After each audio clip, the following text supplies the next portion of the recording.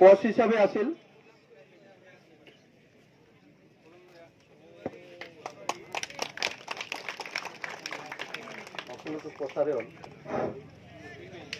তো এতিয়া আমি যিসকলে আমাৰ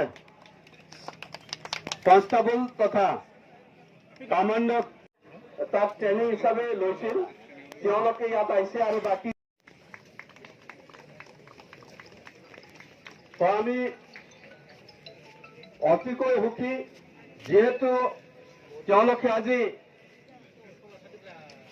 চাকৰিৰ কাৰণে যিখিনি কষ্ট স্বীকাৰ কৰিছিল তো তেওঁলোকে এই কষ্টৰ ফলত আজি চাকৰি পাবলৈ সক্ষম হৈছে।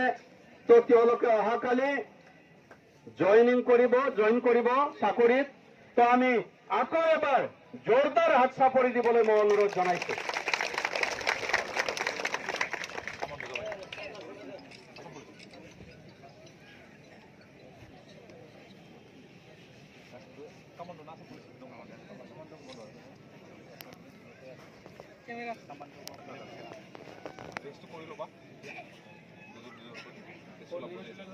Best of luck again. God bless you.